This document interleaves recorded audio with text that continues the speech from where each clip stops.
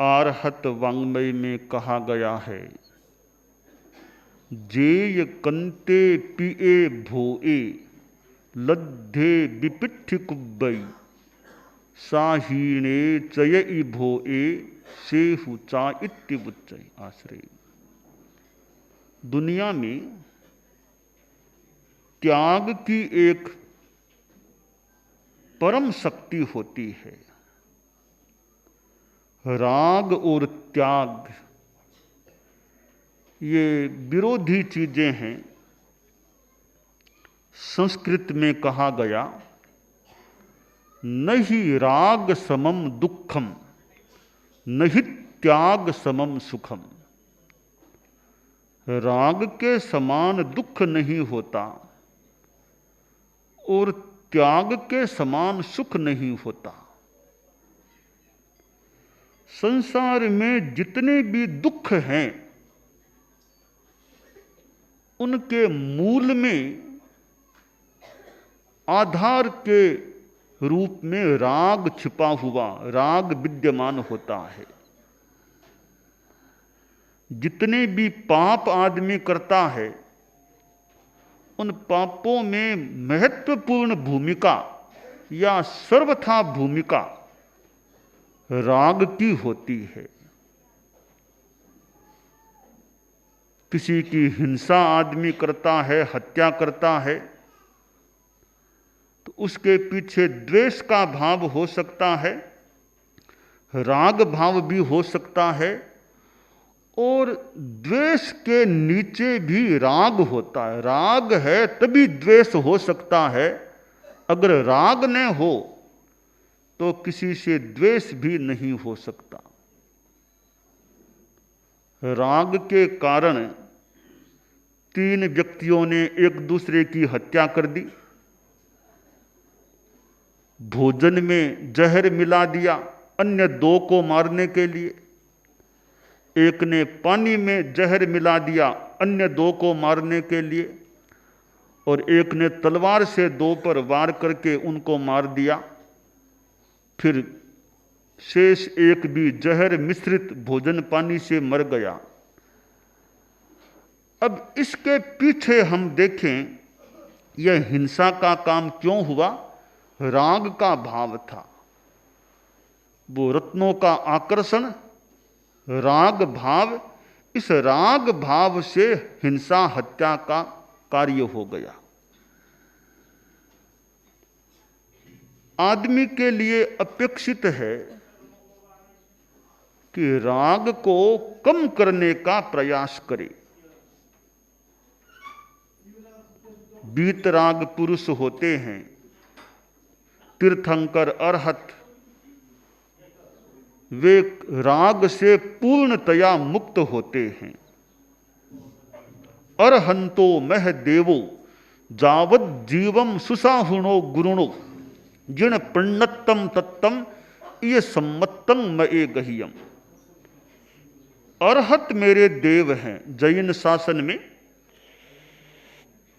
आध्यात्मिक दृष्टि से देव अरहत को माना गया।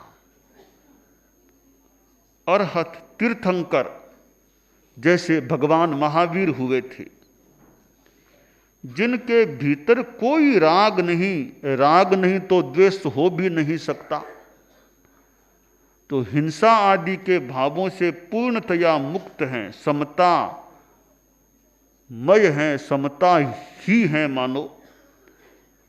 तीर्थंकर हैं, अधिकृत प्रवचनकार हैं, तीर्थ की स्थापना करने वाले हैं। भगवान महावीर ऐसे तीर्थंकर थे। वर्तमान में यहाँ हमारे इस भरतक क्षेत्र में कोई तीर्थंकर नहीं है। कुछ दूर महाविदेह में तीर्थंकर बताए गए हैं। सीमंदर स्वामी आदि तीर्थंकर विराजमान हैं। भगवान महावीर की तरह ही वे हैं, परंतु हमारे लिए सीमंदर स्वामी से मिलना होना मुश्किल है। उनके बारे में इतनी जानकारी भी संभवतः नहीं जितनी जानकारी भगवान महावीर के बारे में हमें है। भगवान महावीर को देव के रूप में, अरहत आराध्य देव के रूप में स्वीकार किया जाता है। त्याग की तो मानो प्रतिमूर्ति हैं भगवान महावीर। और ऐसी परम आत्मा जिसने पिछले जन्मों में भी साधना की और साधना की पराकाष्ठा इस प्रभु महावीर के जन्म में भव में संपन्न हुई, पराकाष्ठा तक पहुंच गए, या जन्म की समाप्ति के बाद संपूर्णतया लक्ष्य की प्राप्ति, सिद्धत्व की प्राप्ति हो गई। जिन्होंने लगभग 12.5 वर्षों तक तो विशेष साधना की, तो ऐसे तीर्थंकर अरहत हमारे देव होते हैं जो त्याग की प्रतिमूर्ति होते हैं। गुरु हमारे निर्ग्रंथ शुद्ध साधु गुरु, ऐसे साधु जो त्याग संयम का जीवन जीने वाले हैं, 5 महाव्रतों का पालन करने वाले, 5 महान नियमों का आराधन करने वाले, अहिंसा, सत्य, अचौर्य, ब्रह्मचर्य, अपरिग्रह के साधक, ऐसे शुद्ध साधु गुरु होते हैं। और उदाहरण के रूप में वर्तमान आचार्य को प्रस्तुत किया गया है। जैसे परम पूज्य गुरुदेव तुलसी, परम पूज्य आचार्य महाप्रज्ञ जी हमारे गुरु थे। तीर्थंकर के प्रतिनिधि आचार्य को कहा गया है, जिनसे मार्गदर्शन प्राप्त होता है, जिनसे अनुशासन भी प्राप्त होता है।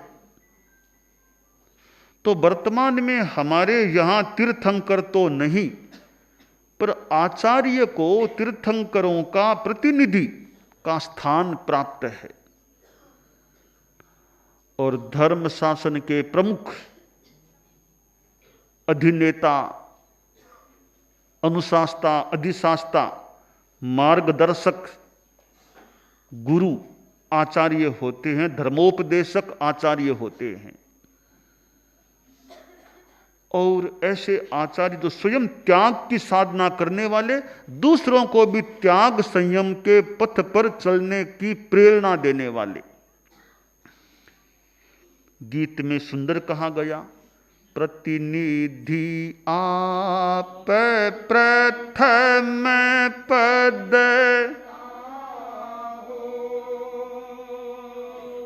आरन पार गुणारो,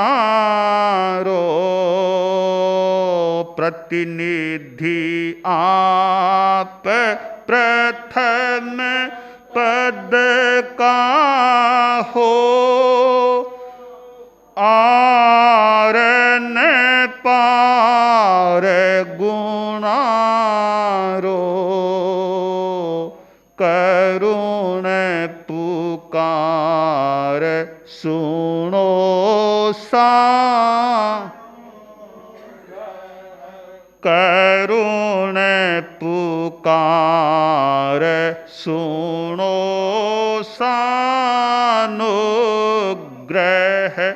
तुलसी पार उतारो, धर्माचार जय मुझ तारो, मैं लीनो शरण,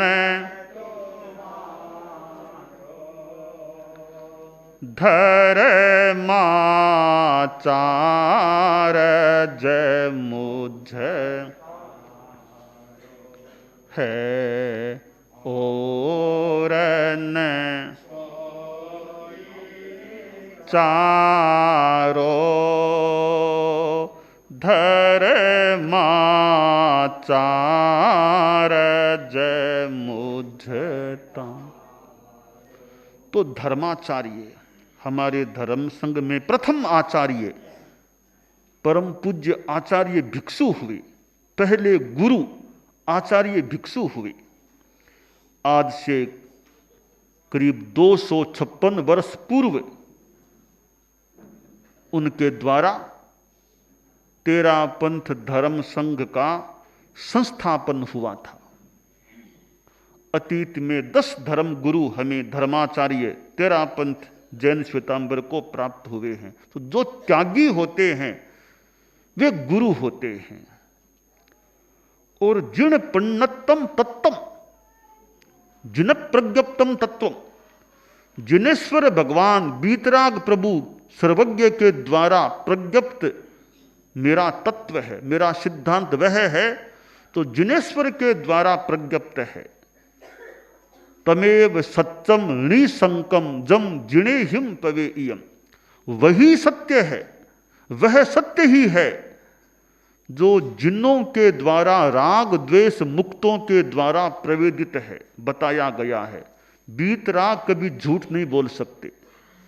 और तो सामान्य आदमी कोई झूठ भी बोल जाए, बीतराग कभी झूठ नहीं बोलते। इसलिए उन्होंने जो बात कही है वह सत्य ही होती है। तो मेरा सिद्धांत कौन सा, तत्व कौन सा, तो बीतराग द्वारा प्रवेदित है। और जैन धर्म मेरा धर्म है, उसमें भी हमारा तेरा पंथ जैन श्वेतांबर हमारा धर्म संप्रदाय है। तो देव गुरु और धर्म, हमारे देव भी बीतराग, हमारे गुरु भी बीतरागता की साधना करने वाले और साधना का मार्गदर्शन करने वाले। हमारा धर्म भी बीतराग द्वारा बताया गया। तो देव गुरु और धर्म तीनों बीतरागता पर आधारित हैं। बीतरागता भी त्याग से प्राप्त होती है। जितना जितना त्याग जीवन में बढ़ेगा, राग मुक्त बनेंगे, हम बीतरागता की दिशा में आगे बढ़ सकेंगे। जो जो बीतरागता का भाव पुष्ट होता है, हमारा व्यवहार भी निर्मल बनता है, अच्छा बनता है। संस्कृत में कहा गया, बदनम प्रसाद सदनम सदयम हृदयम सुधा मुचो वाचः करणम परोपकरणम ये शाम के शाम नते बंद्याः।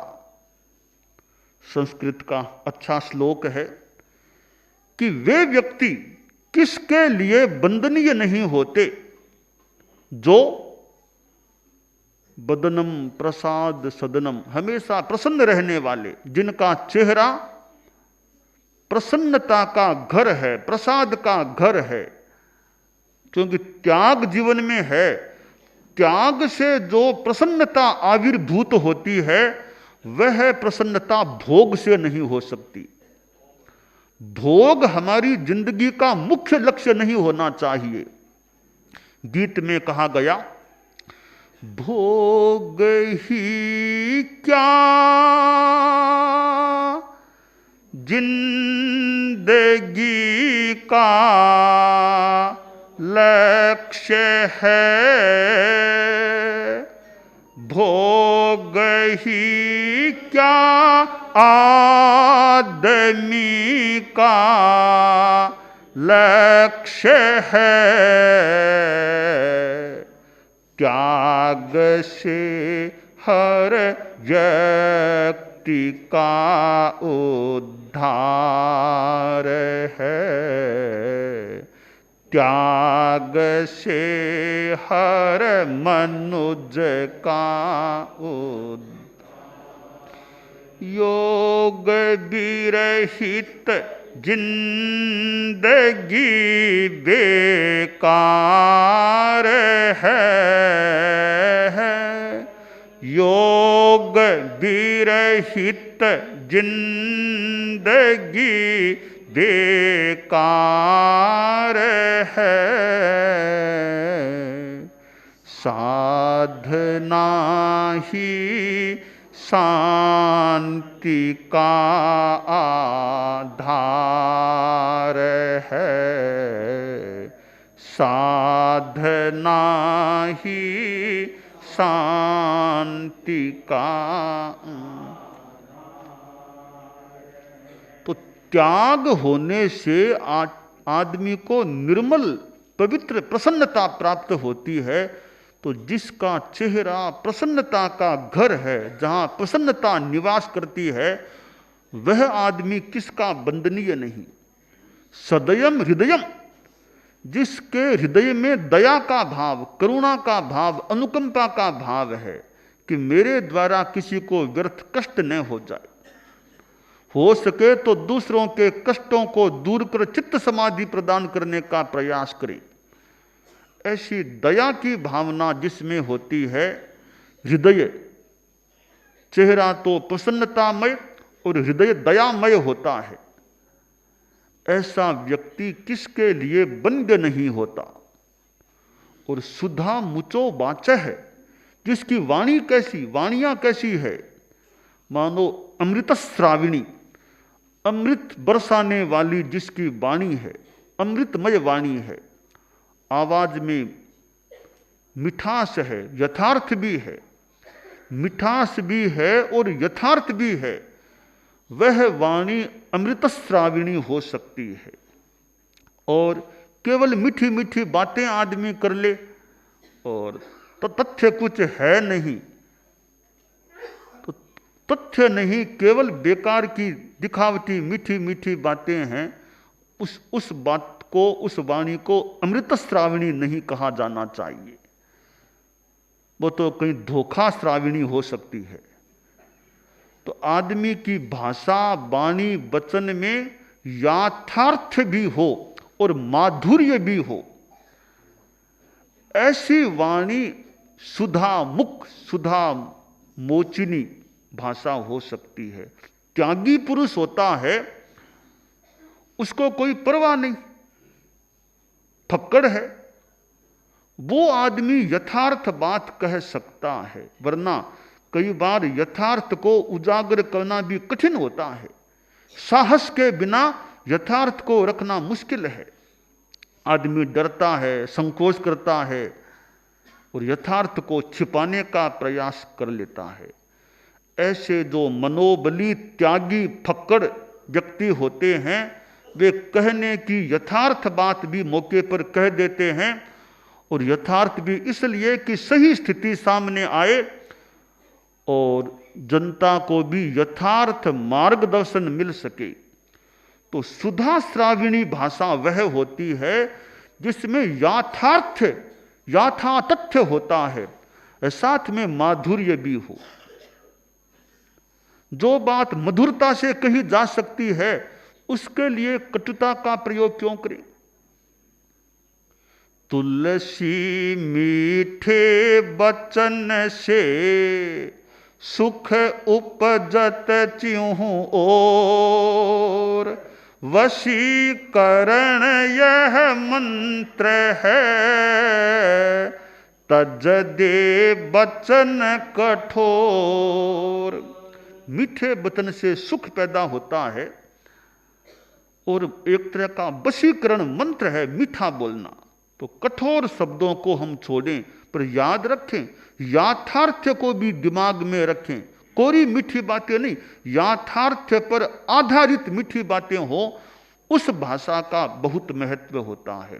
तो त्यागी पुरुष होता है, उसकी वाणी में याथार्थ और माधुर्य दोनों हो सकते हैं। चौथी बात बताई, करणम परोपकरणम, जिसका कार्यकलाप परोपकार वाला होता है, कि दूसरों का कल्याण हो, दूसरों पर उपकार हो, ऐसा काम करने वाला आदमी किसके लिए सामान्य बंद नहीं होता। तो त्याग बहुत बड़ी शक्ति है, बहुत बड़ी चीज है। आत्म कल्याण के लिए हम त्याग के पथ पर चलें। भोग संयम, इंद्रिय संयम, मन संयम, वाक संयम, हिंसा आदि का त्याग, यूं हमारे जीवन में त्याग की चेतना का विकास हो, यह काम्य है।